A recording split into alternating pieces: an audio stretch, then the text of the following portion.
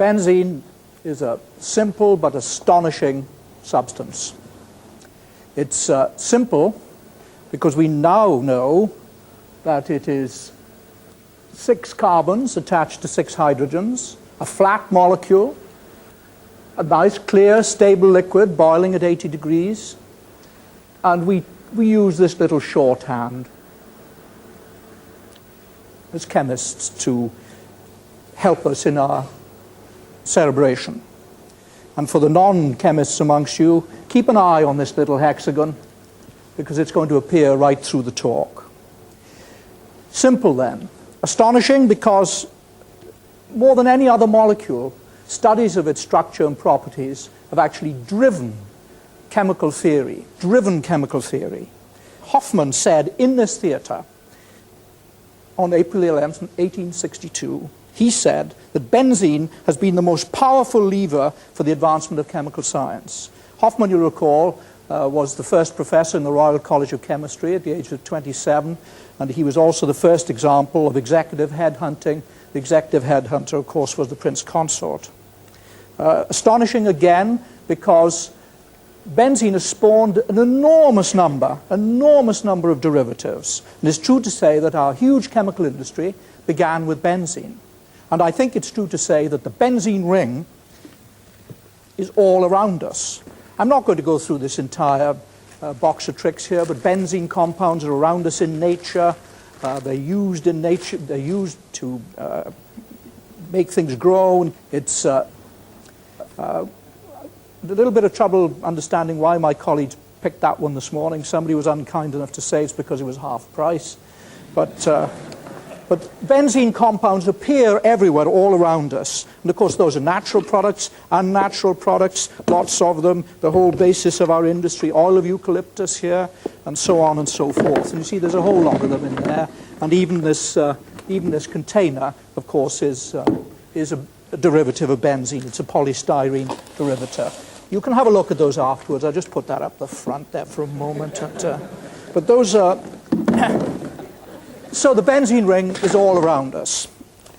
Faraday discovered benzene here in the RI on May the 19th, 1825. He was interested in it because he'd been a consultant after a fire in a sugar factory, and he became interested in the production of gases from oils and resins.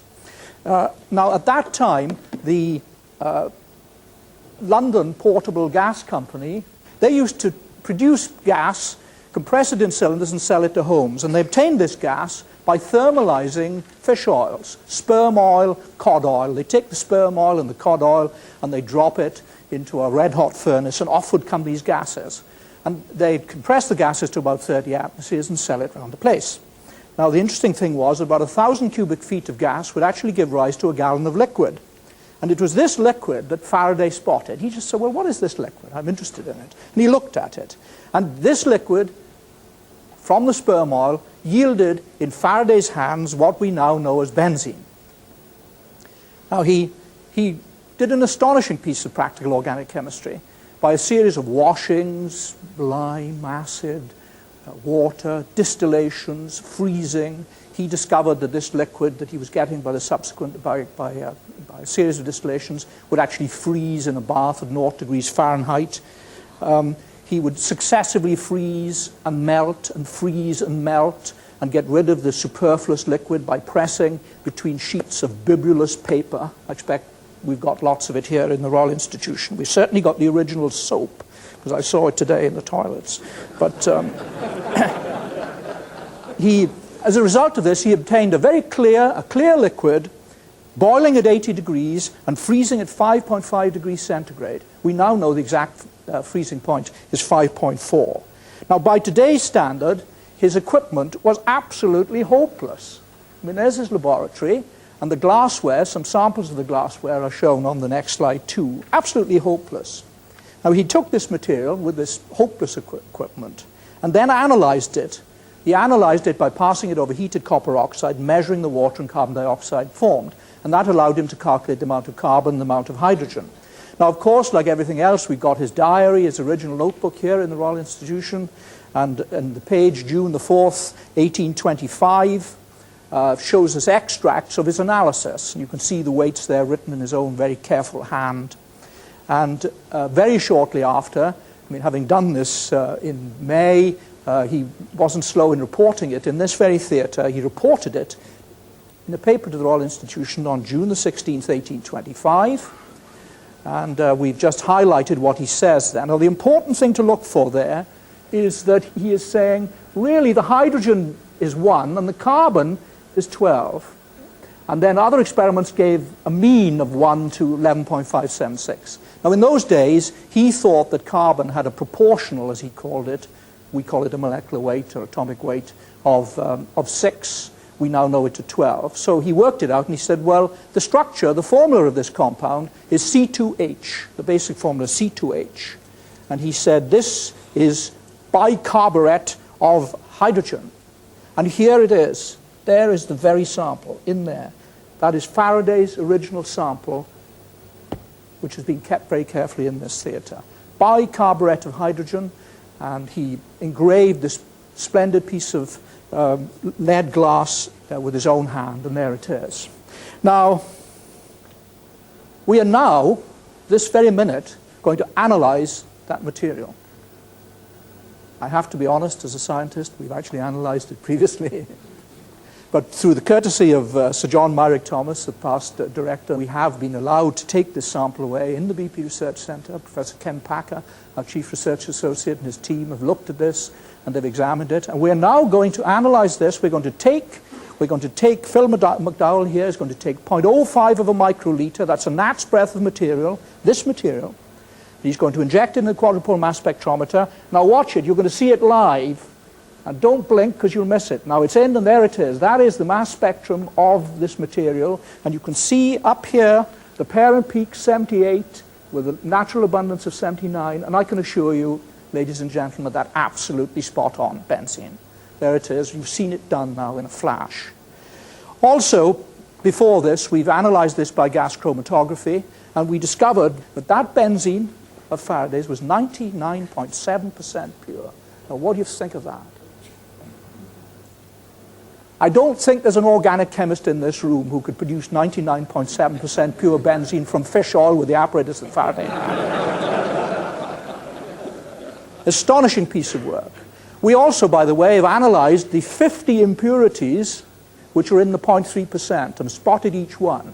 And it's been a most interesting story looking at that. We intend to write it up. So there it is. We've looked at it. Great trepidation, I should tell you. Some marvelous work, particularly by our glassblower, because he's sealed that up so you wouldn't know. There is another sample of this around, which is in the Science Museum. And the provenance of that is such that apparently it came from Faraday to his niece, and then down the chain, and eventually was deposited in the Science Museum. And again, with John Thomas's help, the Science Museum were persuaded to part with this to the safe hands of BP Research. And we've analyzed that, and the results came through last Thursday, and they are identical. It's exactly the same. Astonishing. Now, Faraday did all this because he was just interested. But of course, he was tremendously perceptive in seeing that an apparently academic stroke scientific discovery could lead to great practical outcomes. He was the pioneer of undirected research. A pioneer of undirected research. Out of small things come great things. You don't know what they are at the outset. And this will run through the remainder of my talk. I've got a few more examples of this. And indeed, being a pioneer of undirected research, this is what he said at the time when he announced this.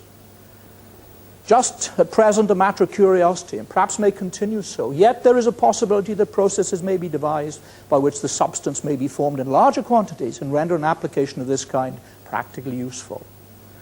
What a perceptive understatement that was. Now, moving on, Michalak later isolated the same material, which we now know as benzene, by distillation of an eastern spice called benzoin. And that's where the name benzene came from. And then a little later, Hoffman and his student Mansfield, down the road in the Royal College of Chemistry, it may well have been the Royal College of Science by then, later obtained it by heating coal. And by heating coal, just instead of heating sperm oil, you heat coal, you come out with coal oil. And he looked at coal oil and isolated the same material. He preferred the name benzol. And then it was a modest use. About several hundred gallons per annum were produced. It was used mainly as a dry cleaning solvent. And a few shillings were made, I think, selling this material in this way. Mansfield was a particularly keen man on commercializing his science. I should mention, of course, that we wouldn't use benzene for dry cleaning today, because benzene, as we now know, is significantly carcinogenic and has to be handled very, very carefully. Don't worry, that 0.05 of a microliter hasn't got out into the theatre. In fact, there's probably more there from the atmosphere. Now, as people began to use it, so they became more interested in the structure. And a tremendous amount of thought and argument went on over the structure of this very simple compound. And all sorts of possibilities were put up. And we've got a selection of the suggested structures on the slide. There are lots of others as well. We just picked a few of them out. The one which we concentrate on is the so-called Kekulé structure there. Kekulé structure there, that ring where the carbons were all hauling together. It was an age before even the Kekulé structure became accepted, and he was very, very much lampooned. And many years later, some 30 years later at a dinner, somebody produced this, and you see it's actually from the Thirsty Chemical Society and the unknown volume, and people just didn't believe it. And we believe that it is apocryphal that he thought of these, he had a dream, or he was on top of the London bus and all that sort of stuff, because the idea of his dream actually came out 30 years later, and we think it was all part of this general atmosphere. We had to wait until 1931 to be sure that benzene was a flat hexagon. We had to wait till 1931, and it was here in this institution, right here in this place, where Kathleen Lonsdale, I think, yes, she was the one that did the first experiment on hexachlorobenzene, working with Bragg, and you see here are the 6 carbons in a perfect hexagon, and here are the 6 chlorines around the outside. And there we had the picture. What better than a picture, an X-ray picture? Sir Gordon Cox was also working here at the same time, and he was trying to do benzene itself. But he was defeated by the fact, of course, the benzene really was just too low melting a solid to get the thing right. But it was a tremendous time. And of course, again, a tremendous contribution from this wonderful place and the wonderful people that have worked in it. Today, we tend to talk in terms of molecular orbitals, as many of you know. And we see that cloud of electrons above and below, the pi cloud above and below the benzene ring. Now, in 1856, benzene suddenly became very important. It suddenly became very important. W.H. Perkin was trying to make quinine. He was trying to make quinine. And he took a derivative of benzene nitrated, give nitrobenzene reduced to aniline. He was taking a substituted aniline, and he was going to try and make quinine. He was going to do this by adding the material to potassium dichromate, and he's going to get quinine. Now, this is a fantastically optimistic experiment, because he didn't know the structure of quinine for a start. But for the most optimistic experiment, it has produced the most serendipitous outcome, I think, in the history of chemical science, and that's saying something. And it was a delightfully simple experiment. He took the material, added the two together, came out with a black mess. He filtered the black mess, he washed the black mess, he cleaned it up in methylated spirits, and he produced a mauve dye. And by taking a series of benzene derivatives, anilines of this sort, he produced this whole spectrum of mauves and purples and magentas. And this material dyed silk. So at a stroke, you see, there was a huge step forward, because up until then, all dyes had been natural, and they were all shades of black and dark green and brown, and they used to fade, and of course everybody walked around in these terribly clothes. And all of a sudden there was this burst of Victoriana, if you like, of these beautiful colors. It was a tremendous step forward. And he took a patent out, naturally. And indeed, he says that his first sample of mauve cost him 6 shillings and 3 pence a pound, and he sold it in the early stages for 3 guineas an ounce. And that, of course, is why the fine chemical industry is such a profitable industry, and long may it be so. Now, this, as I say, was the birth of the chemical industry. It was a beautifully simple experiment. It was so simple that I'm actually going to do it now, do it live. And what we have here, I hope, all done, yes. Here we have the dichromate. Here we have actually aniline sulfate. And I'm just going to tip that in there like that. And what I hope you're seeing is that gradually that's turning a murkier color as it's oxidized. You see it? Now I'm going to do a Katie Stewart here. I have already carried out this piece of cookery beforehand, ladies and gentlemen, and I've taken this material, and of course I have filtered it. And you can see this black material here. Can you see it? It's filthy black material. And it all filtered out and dried. And then we put it in this beautiful little Soxley apparatus, which I like very much. It's actually what made me be an organic chemist, the principle in here. We got the black material in here. Here we have the solvent, the methylated spirits, and normally we boil it up. It will condense and drop down. I'm just going to run it cold, and you can see the dye developing. It's leaving the murky material behind. And is it safe to run it all through? Yes? Yeah. Good. You can see it all coming there. I'll just turn it off. And we've had one running here for the last, whatever it is, 20 minutes or so. And you see it's going there. And as I say, that really turned me into an organic chemist, because I remember working on an anthraquinone, this dye stuff, horrible mess. I did all this. I came in the next morning, and this was absolutely full of the most golden crystals. I was hooked. So that was the start of the chemical industry. It was the start of the chemical industry. And we would now say that benzene and its derivatives are central to our quality of life, and indeed the sustenance of life here at the end of the 20th century. There are many, many other examples of industrial uses of benzene. We're just going to run through a quick sequence. Pharmaceuticals, beta blockers, of course, very important one. Food additives, saccharin. There are many, many more, agrochemicals, fertilizers, so on. Fibers, dyes, indigo, that's an interesting one, how it's come back. Explosives, of course. Advanced materials, Kevlar in the skis. And indeed, I finish up with our little motor car, lubricant additives and the fuel, but you wouldn't expect me to tell you what organic compounds go in there, if you wouldn't mind. We could have put 100 slides up in illustrating the things, because benzene and its derivatives are all around us. And it's not finished yet. I'm going to take 3 examples. We in BP have made use of a particular property of benzene compounds, aromatic compounds, particularly polycyclic aromatic compounds. This is the property that they have to fluoresce under UV light. And I think if we've been using the right, you can see, I mean, there it is. It's a very simple demonstration, this. Fluorescence. Now, crude oil contains polycyclic aromatics, and we had this idea that maybe we could detect crude oil through fluorescence of the polycyclic aromatics in it. Now, the scheme is on this slide, and I'll just take you through it. We call it Airborne Laser Fluorescencer, ALF surveys. And the idea is this. Every trap which contains oil leaks. If there's no oil in it, of course it doesn't leak. The interesting thing is, if there's any in there, it will leak in minute amounts. So subsea, we see this little leak, and we get this very, very fine film. Tiny amounts.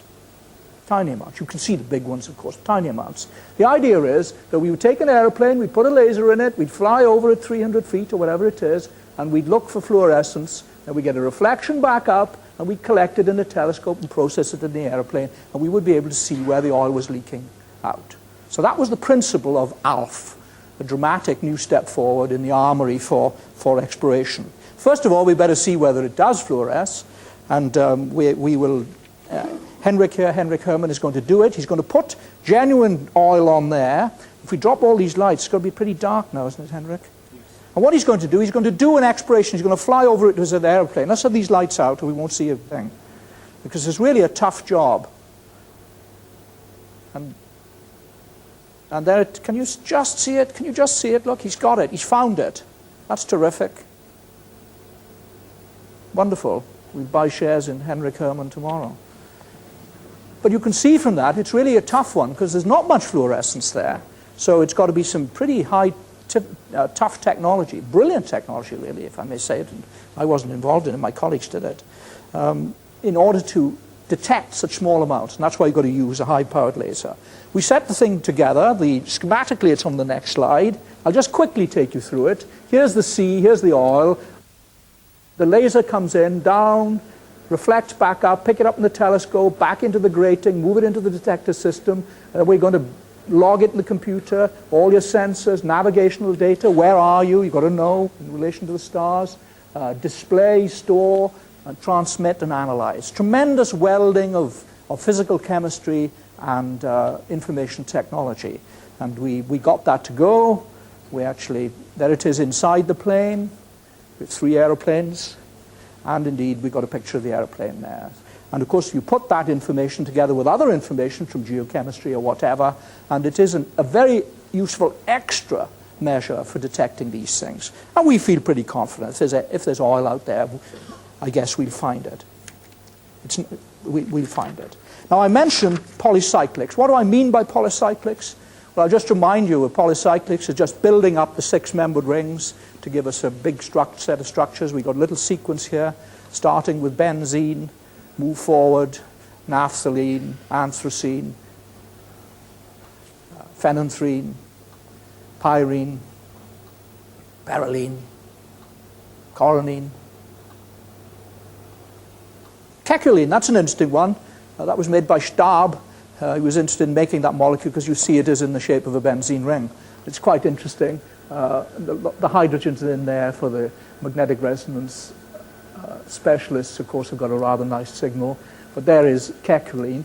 I mean, having made all that, it was a beautiful piece of work. I mean, it turned out actually to be rather an uninteresting compound. It looked and behaved like brick dust. But this isn't to say that something interesting will not come out of it. And if we move on, we eventually end up, of course, with graphite. And graphite, there it is, this flat sheet of hexagons, just a few hydrogens around the fringe, but there it is, the ultimate polycyclic. Now you may say, well, graphite's very dull, so what? Not at all. Graphite has turned out to be a jump-off point for what I believe to be an astonishingly exciting area of chemistry. I mean, here it is again. You get these surges of fundamental discoveries which open the doors to new discoveries, things we could never possibly contemplate. Classic example of speculative research, undirected research. The exciting new chemistry, it started in 1985 when Croto and Sussex, Smalley and Rice, they were interested in how carbon clusters were formed in giant red stars.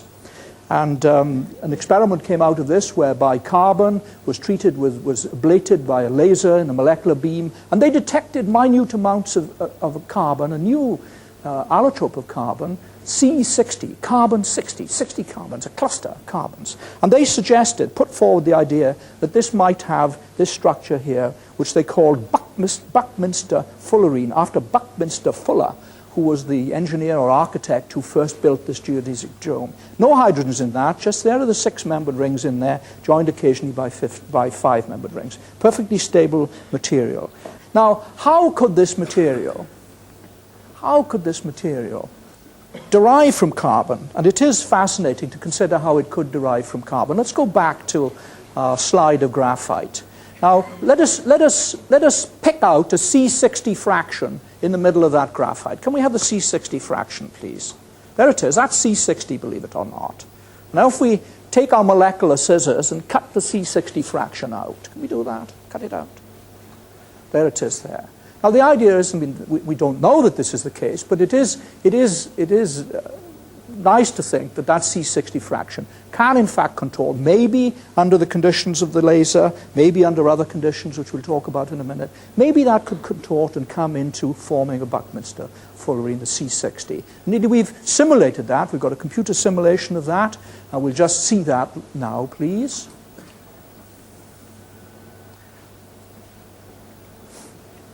That's the C60 fragment, and all of a sudden it'll start moving about.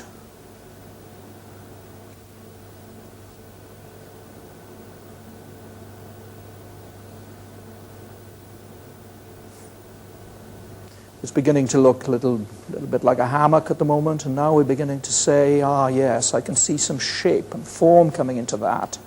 And is it even possible that this is going to fit perfectly to give us this beautifully symmetrical molecule? Well, of course it is, as you know, because we wouldn't have put it on otherwise, and there it is, you see. So that my colleagues put that together. And we don't know that that's the case, but it's an attractive thought. Now, the next breakthrough in this came quite recently in 1990, when Kretschmer, he actually took carbon arcs and he passed an electric charge between it back to Faraday again. He gave it a big belt of energy. And under those circumstances, he produced a soot. And you know, all sorts of people who've been putting electricity near carbon in the past are remembering those soots. And Lord Porter told me about his apparatus in the early days used to be covered with a soot. If only had it now, maybe he actually had the C60 in there. But you take this soot, and they sublimed it and isolated C60 and C70, and were able to really take a big step forward in showing that this was the right structure, C60 and C70. Then we move on in the same year to Croteau and Taylor. That is the C70 there. Croteau and Taylor did this and isolated really quite significant quantities of C60, C70, and C84. And I'm very glad to acknowledge the Sussex group, and Roger Taylor is in the audience, because we have the samples here. Can we see them? We have the samples here, the actual samples of the fullerenes, and these are the samples which give these beautiful colors in organic material. Those are the actual samples. And isn't it interesting that they should dissolve to give these colors? I should say that it's fascinating because this particular element, carbon, this allotrope of carbon, it was actually the first time that an element had been separated by chromatography, and all sorts of other interesting little things about it. Now, these are established. We're very happy about them. But of course the door is open because there are now other fullerenes which are postulated. There could be many, many more. Could be many, many more. We've got a few on the next slide. That one is what, 240? And the next one I think is 540. Are you looking at those? 540 fullerene would be very, very stable because it's almost entirely six-membered rings. The more six-membered benzenes you've got in there, the better. And for those of you who are, of course, familiar with resonance theory, going back to C60, I'm told, I haven't worked it out, but I'm sure somebody in this audience would, Professor Buckingham would be able to do it in a flash, I'm sure. There are 12,500 resonance forms of this molecule. Is that right, Professor Buckingham? Yes, indeed. Yes, thank you very much. It must be right. So there it is. Now, any value in all of this? Well, don't you dare ask me if there's any value in all of this. It's a major discovery which has stepped forward, and chemistry is coming out. Holloway and Lester with the Sussex group has recently isolated C60F60. He's fully fluorinated this. So you've actually come up with a buckyball, which is the shorthand, the buckyball, which has got fluorine all around it. What will that be a useful effect, chemical? A whole tremendous amount of chemistry is going on. Remember what Faraday said. Remember what Faraday said. Remember what he said. And what will people be saying in 100 years' time? Remember what he said. My final example comes from cancer chemotherapy. And I want to move from tremendously stable variants of the benzene ring to tremendously reactive variants of the benzene ring.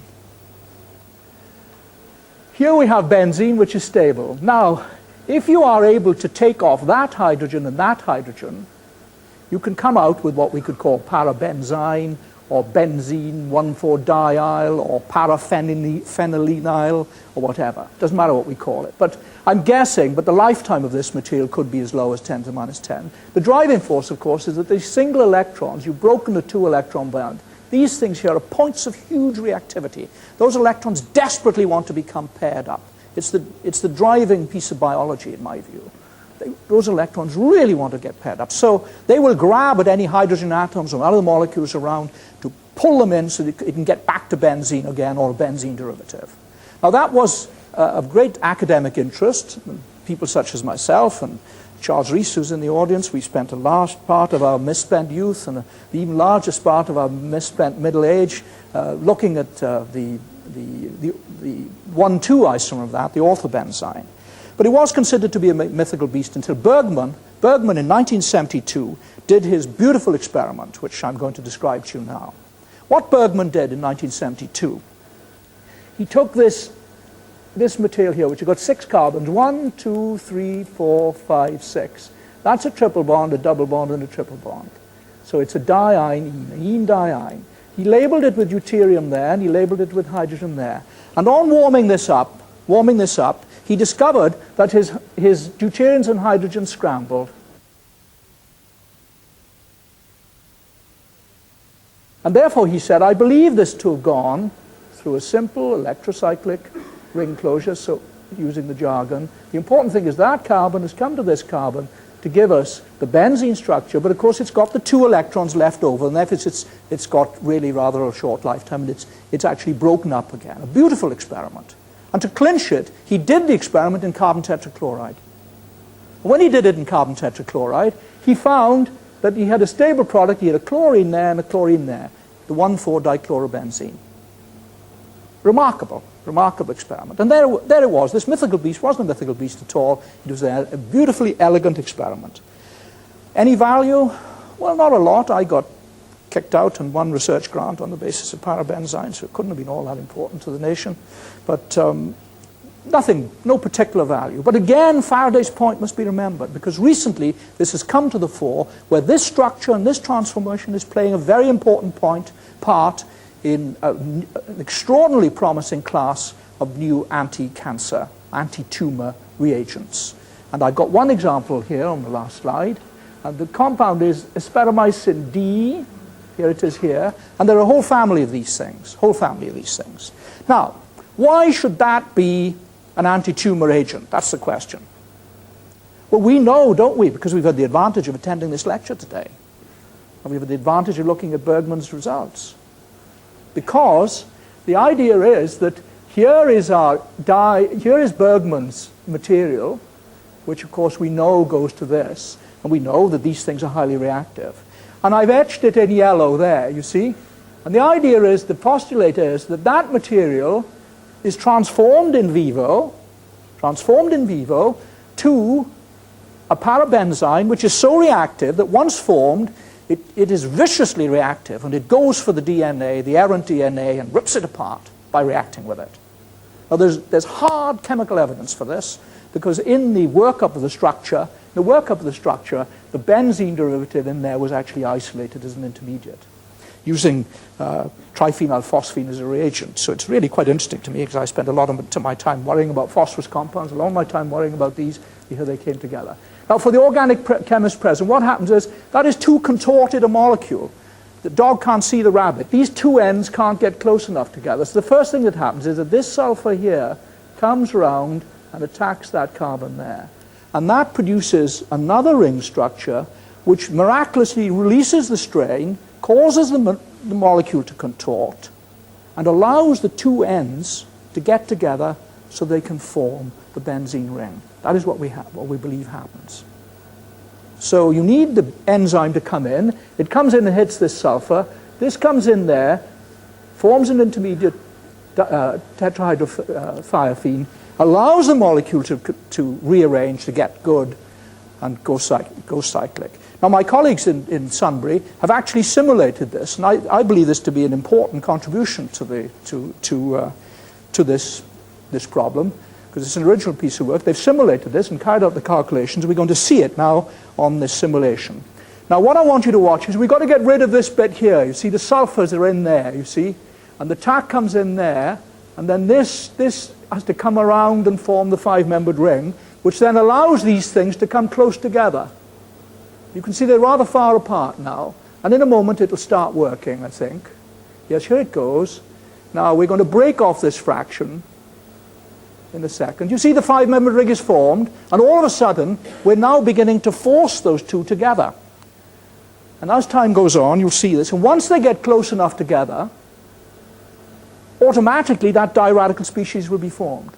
Here it is, beginning to shape up now. Here it comes. Wait for it. Close enough. Bang. And there are the reactive centers. And those are the things that get into the groove of the DNA and pull it to pieces. I will just pull it round here so that we can see where we are.